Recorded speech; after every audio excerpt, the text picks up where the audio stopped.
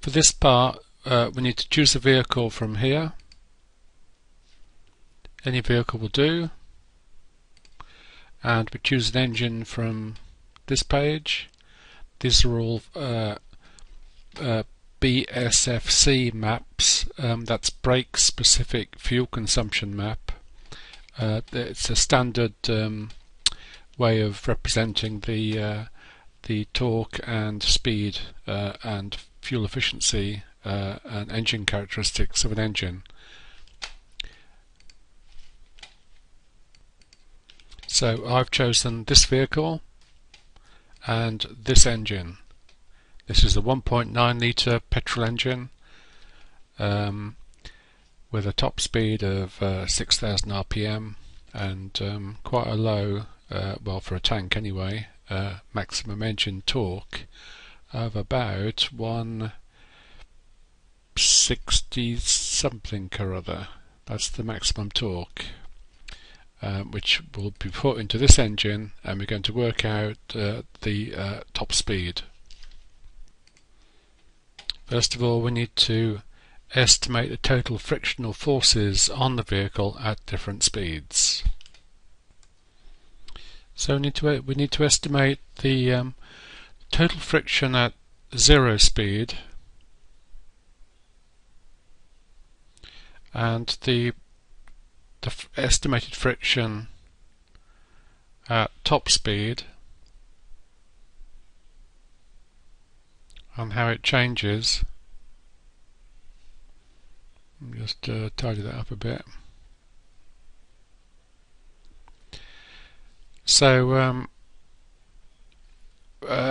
for the tank, let's assume that to get the thing moving is going to take probably about 10,000 kilograms. 10 tons. No, that's too high. That's too high. Let's make it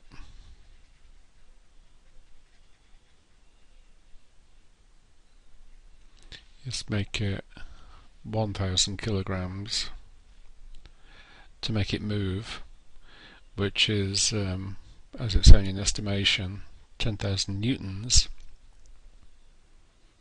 So that can be 10,000 newtons to make it move, and let's just say that at top speed,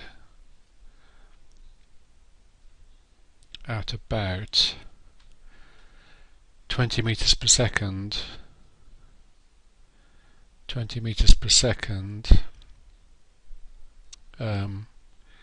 which is probably about 50 miles an hour, which sounds reasonable. So at 20 meters per second, let's say the maximum frictional force is 20,000 newtons. This is for pure estimation. Now the formula, I've just called this y. This is the y-axis and this is the x-axis. The formula of this force against speed graph in this form, y as a function of x. So looking at the y-intercept, it's crossing at 10,000, so that's our constant. Then the gradient is 10,000 divided by 20, 10,000 divided by 20. So we've got 10,000 divided by 20 times x plus the constant 10,000. Simplifying this, y equals 500 x plus 10,000 is our formula for force against speed.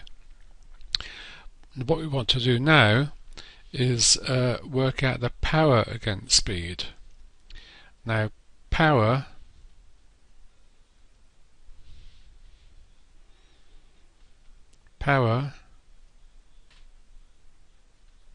equals torque is power equals force times speed.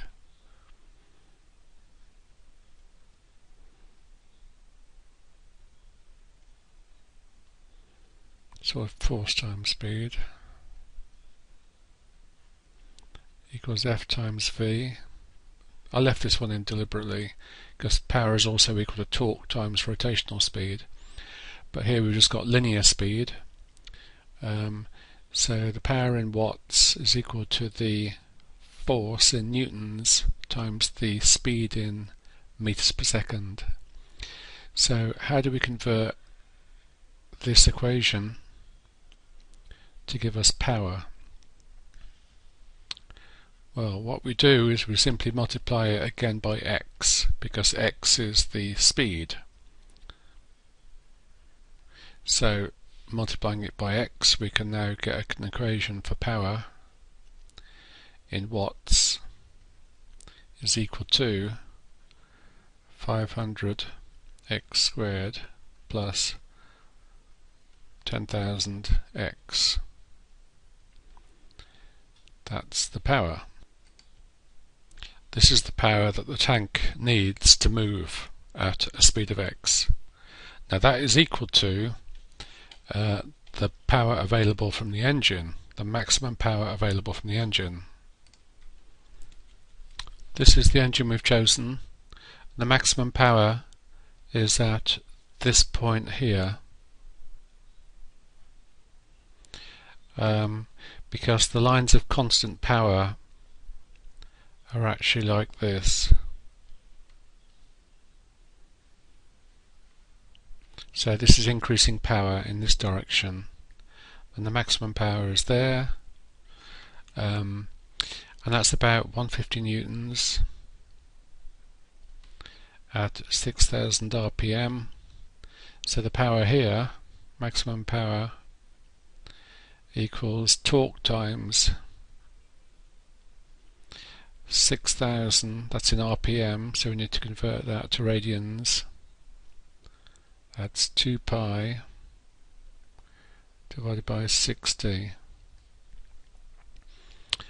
and that is equal to 1500 times 2 pi, which is equal to it's about 100,000. That's actually 15,000 times 2 pi, so 100,000. So that's the maximum power the engine will give. This is the maximum power. This is the power formula for the vehicle, and they are. We need to equate them, because when the engine is going at maximum power, the vehicle will be using the same power. So we can rewrite the equation. So we can rewrite it like this: 500x squared plus 10,000x, take away 100,000 equals 0. Simplifying, x squared plus 20x, take away 200 equals 0. Now we need to solve that for x, and this gives x equals, and solving gives two answers for x. X is either equal to 7.3 meters per second or minus 27.3 meters per second. The reason we get a negative answer is because the equation of a straight line for the friction on a vehicle is not correct when you go below 0. The equation actually goes back up again, but the maths has assumed it's a straight line. So we can ignore the negative value because it is wrong, because it's down here, and as I've just said, the negative, when you go backwards, the friction increases, doesn't go down. But this is valid. This is correct for the maximum speed in the forward direction, 7.3, where the power of the maximum power of the engine is equal to the friction of the vehicle, and that occurs at 7.3 meters per second. So now we need to work out the relative rotational speed. So there's a diagram here shows you the engine. The output shaft is going at 6,000 RPM. We'll lump all the gear ratios into one single gear stage. So there's the driving gear, and there's the driven gear, and this is the wheel, which in the case of a tank drives the tank track. There's the tank track around the outside.